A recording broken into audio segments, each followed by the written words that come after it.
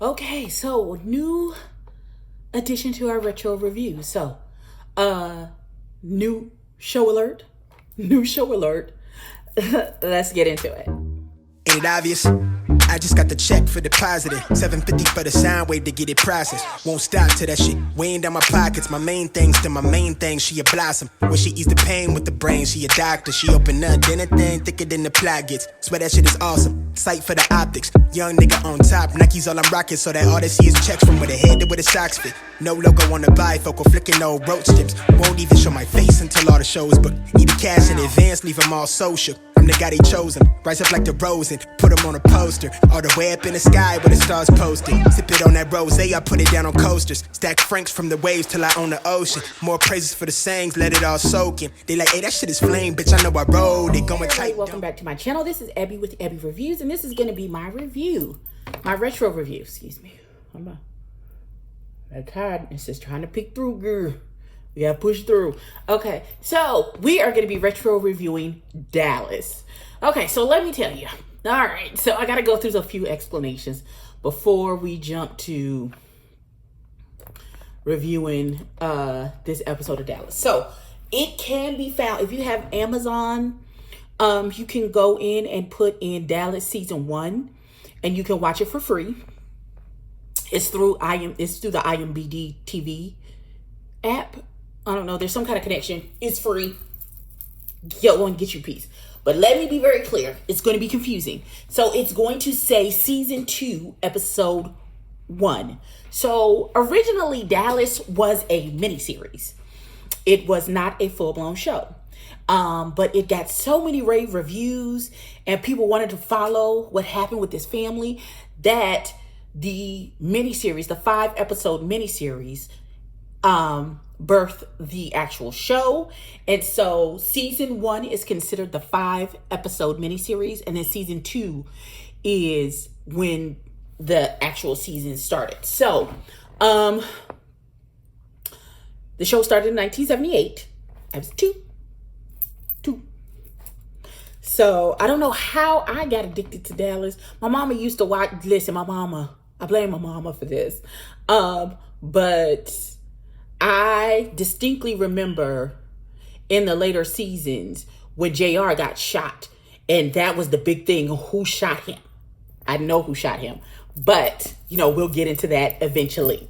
So when you go to watch it, it will say season 2, episode 1, but that's really where it starts with the pilot, with the miniseries.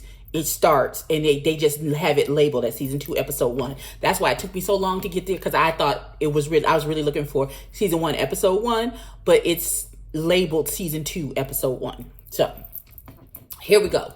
So the name of the episode is called Digger's Daughter. So we start with Bobby Ewing, young Bobby Ewing, young Patrick Duffy. Every time I see him, the 90s kid in me starts singing step by step, day by day. Oh no. Okay. We'll make it better the second time around. Okay. There's something about that harmony gets me every time. So Bobby Ewing pulls up in his Mercedes. He was rolling on 20s back then, with his brand new bride, Pamela. So they are driving home to announce to his family and her family that they eloped and got married while they were in New Orleans. They ain't told nobody.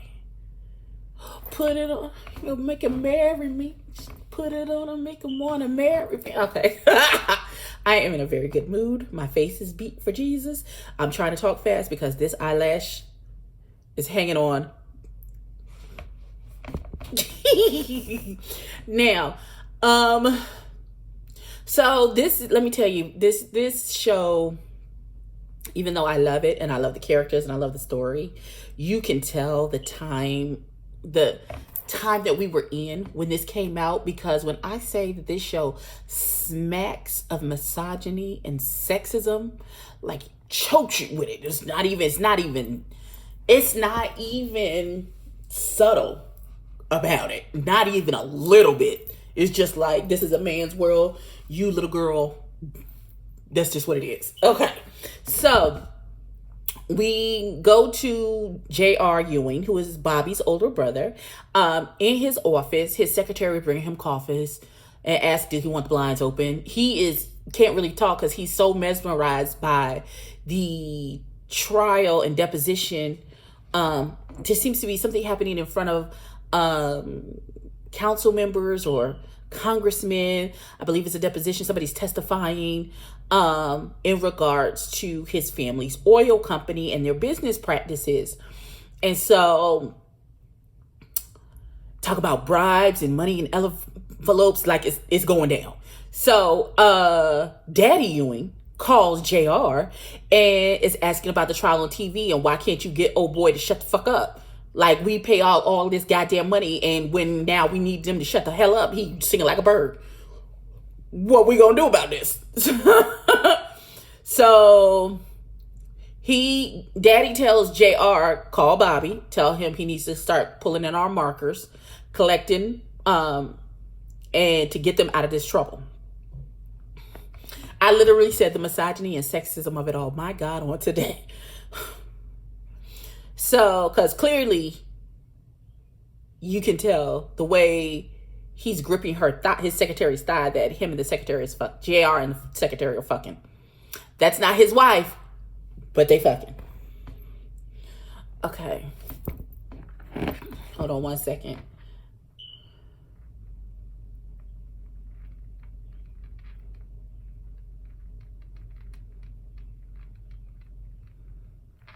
Okay.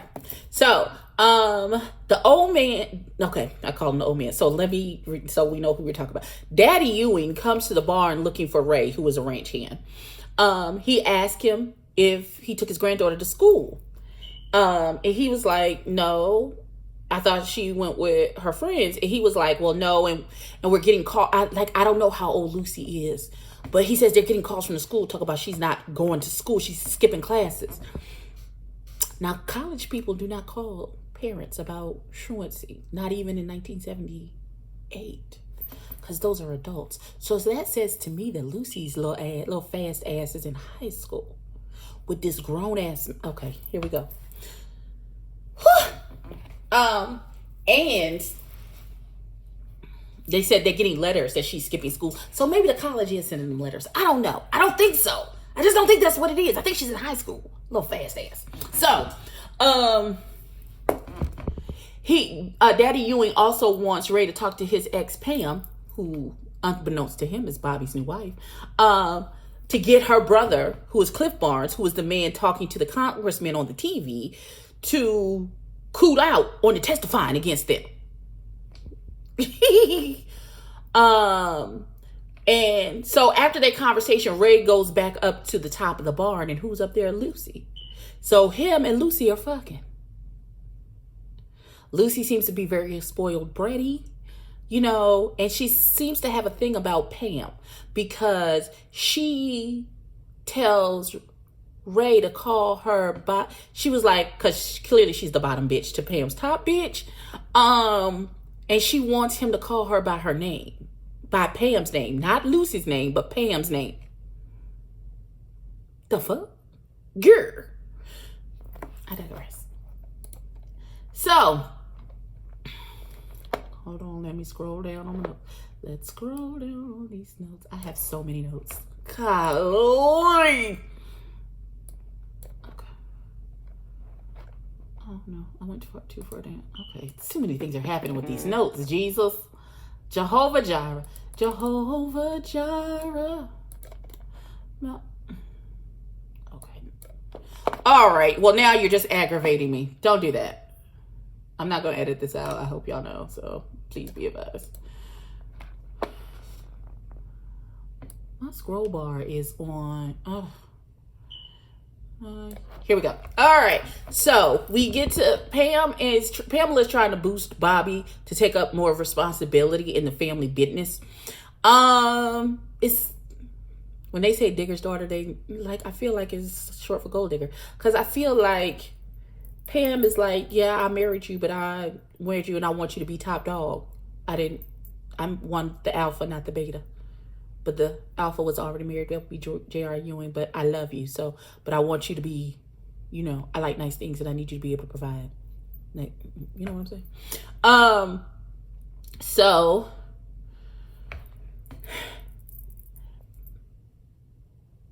So Lucy is still in the barn with Ray. Ray is putting his jeans and pants back on after they finish humping around.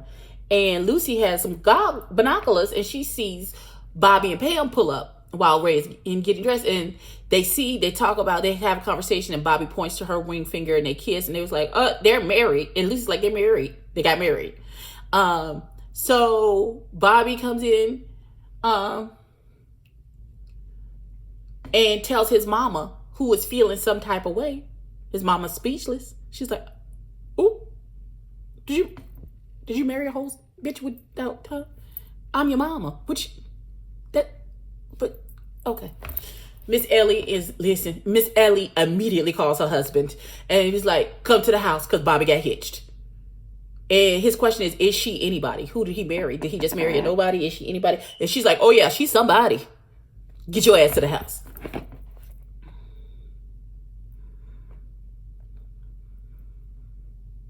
All right, so they are having a before dinner drink. They're waiting for the servants. I don't know what to call them into dinner. I don't know. I did some rich shit. And so the daddy asked once they figured out who Pamela is. She is actually the daughter and granddaughter of their enemy Cliff and Digger Barnes. So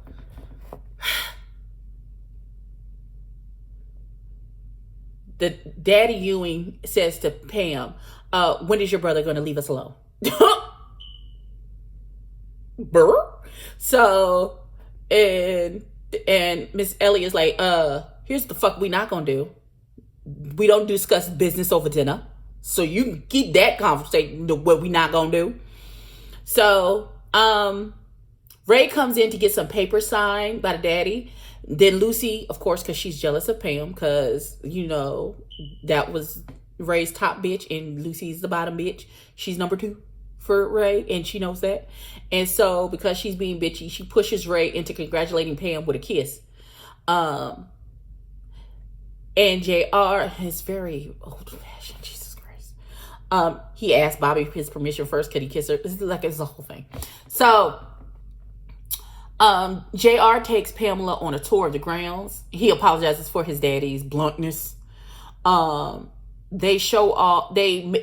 make a very pointed mention of a third brother whose name is Gary. I don't ever remember Gary, who is Lucy's daddy. And that was his house, but he's gone. And that's all they say about it. That's going to come back up again. And then he turns around to Pamela. He was like, "How much is it going to take for this to go away?" I'm sorry.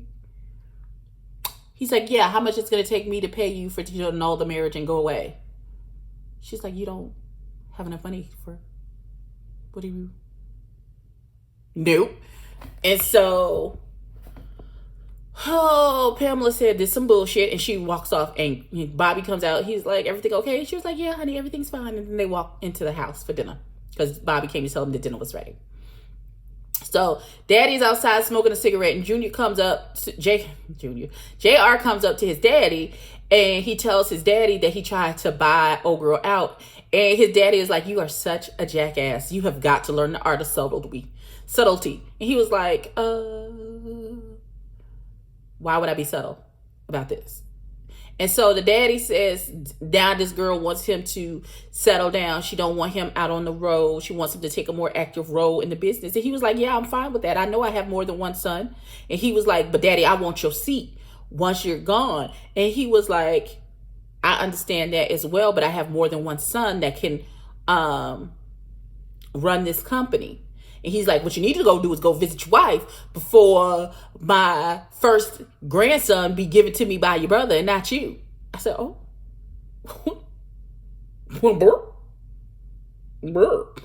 So, The next day, Bobby goes into the office. And so Pam drops him off and she takes her car, so she's going to go to her apartment and pick up her things. When she gets there, there's a man sitting at her door. It turns out it's her brother, Cliff. She's getting her stuff together. And she asks when she going to tell Daddy that she done ran off and got married and who she got married to. And so they go to see the daddy. Let me tell you how ridiculous this is. So Daddy is an old drunk. He an old drunk at the bar. Like, he spends his whole day at the bar telling stories. And with his old drunk friends. So they go into the bar and they sit down. And so she was like, Daddy, I got married. And he was like, okay. And she was like, to Bobby Ewing. And he's like, oh, okay. And it's not clicking that what's happening. And then Cliff's like, Daddy Ewing's son. That's who she married. And his eyes was like, he got real sober real quick. He was like, and she runs off, and she runs off crying to the car and gets in the car and drives off. It was the most dramatic bullshit. Woo, guys, it was the most dramatic shit ever. So, oh God, that was so funny. So, Bobby is learning the ropes and learning the companies that they deal with and all the business things that he needs to know to be working from the office. And so he comes out the office, talks to the secretary. She's like, your new secretary is sitting right there. She was like, yeah, I'll meet her in a second. And then he goes to he asked her for the combination to the safe. And she was like, oh, your brother changes it every month. I don't know it. I have to go ask him for it. And he's like, okay. And so she goes in. She's like, your brother needs the thing to save. And so JR comes out and he was like, Bobby, don't you think you feel like you need to continue to work on like getting the basics down? And he's like, well, knowledge is power, blah, blah, bloom, blue, blue. So JR opens the safe. He doesn't give him the combo. He opens the safe for him and give him the file folders there. I guess that's where they keep their most important clients' information is in that safe. And so he gives it to him. And then Bobby goes into his office. And when he does, he pulls out a red folder that he kept back from Bobby. He gives it to the secretary and he says to her, take this down to my bank and put it in my safe deposit box. And she's like, you don't want your brother to know all your secrets? He's like, can you mind your motherfucking business and do what I told you, bitch? He didn't say it like that, but that's what he meant. And she's like, all right.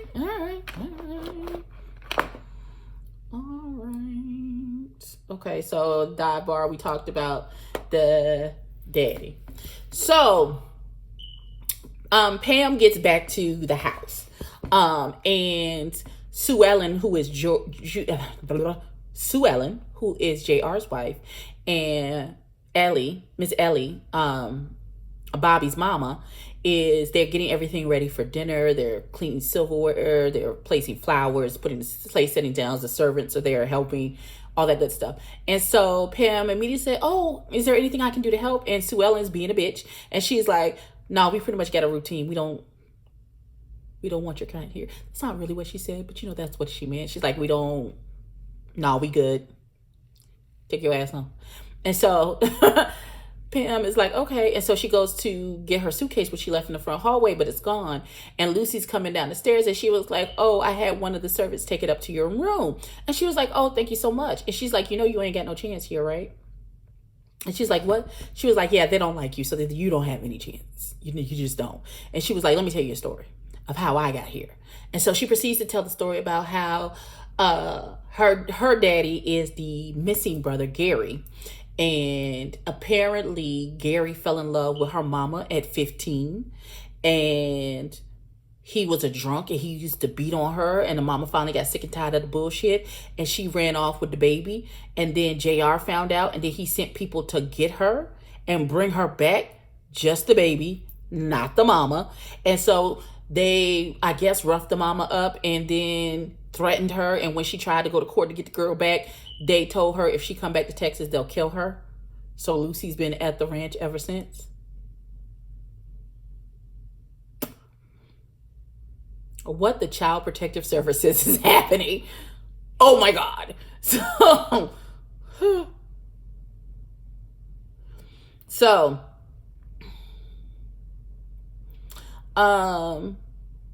So Pam and Bobby are talking after dinner. They're in their room getting ready for bed after dinner that night. And she was like, your family is just not warming up to me. Like, it's just the second night. Can you give them a chance? And she was like, I don't know if this is going to work. Blah, blah, blah. He's like, it's going to work. And then JR knocks on the door and he comes in. He's like, there's a problem in Austin and we need you to go out there and fix it. Call in some markers, grease some palms. We got to get these people off of our back. And he was like, but I told you I'm done with being on the road and being the ambassador for the company and greasing palms and all that stuff. He's like, I'm working in the office now. And he was like, no, this needs to be, oh my God, this needs to be handled by you. And we need you to do it. This is the last time that we need you to do this, but we need you to handle this.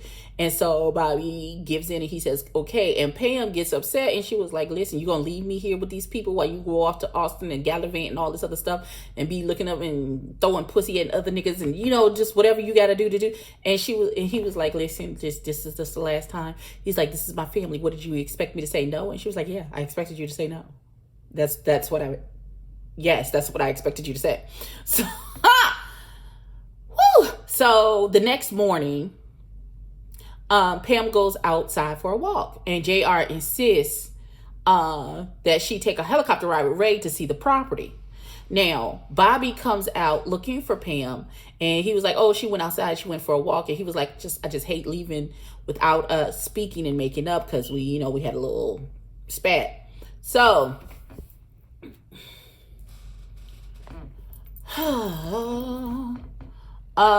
so he gets in the car with JR and they're having a conversation and Bobby tells him Ray has been talking about Pam for years and Pam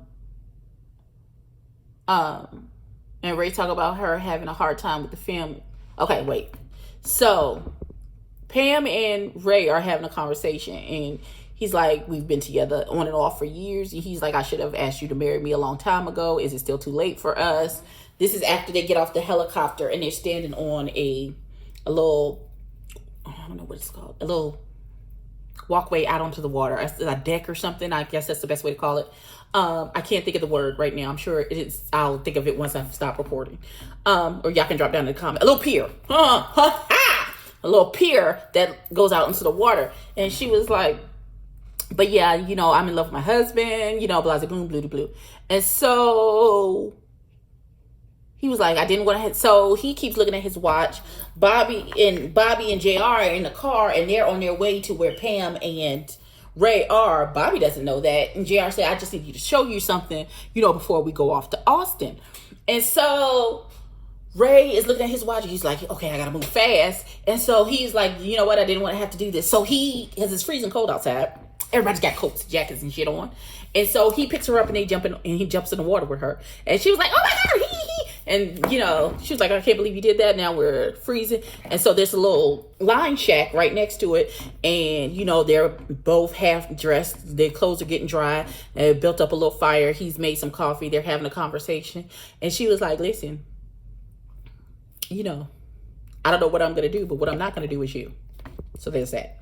And so she hears a car pulling up. She goes to look out and she's like, what is JR doing here? And why is Bobby with him? And the light bulb goes off and she's like, oh, you tried to set a bitch up?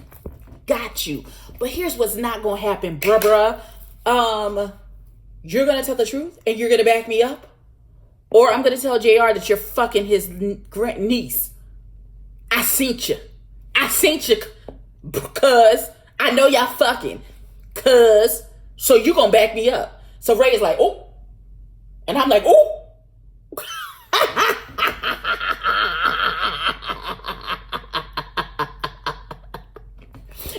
So JR tries to bust in. He's like, and there's nothing happening. And she was like, and Pam immediately goes to Bobby and she's like, this is a setup. Your brother trying to break us up. Nothing happened with me. Isn't that right, Ray? And Ray is like, oh, she's not lying. And so JR looking dumb in the face. And Bobby goes the fuck off. He says, don't you do this shit again. I will whoop your ass out this motherfucker. It could be whatever, cuz. He said it can be whatever. He goes so far that he's about to bust JR in his mouth, and Pam has to pull his hand back, and she's like, Bobby, calm down. Whoop, whoop, calm down. Bring it, reel it back in. This is your brother. We don't want, to permanently sever the ties with your family, so I need you to bring that back in. Just reel it back in. So, Pam and Bobby walk out together and get in the car and drive away, and that leaves JR pissed and thinking about a plan C, because plan A was to buy her out and that didn't work. Plan B was to get her caught up with Ray to think they was cheating and that didn't work. So now he's on to plan C to break them up just because he wants to be the head of the company and he doesn't want for Bobby to have anything in life, I guess. But that is how the first episode ended. Listen, when I say the last 5 minutes of this episode gave me my whole, baby, I was like, ooh, baby. So, please like, comment, and subscribe. We are just getting into this. I am so excited about this. Like, comment, and subscribe. Tell a friend to tell a friend. And I will catch you in the next one. Peace.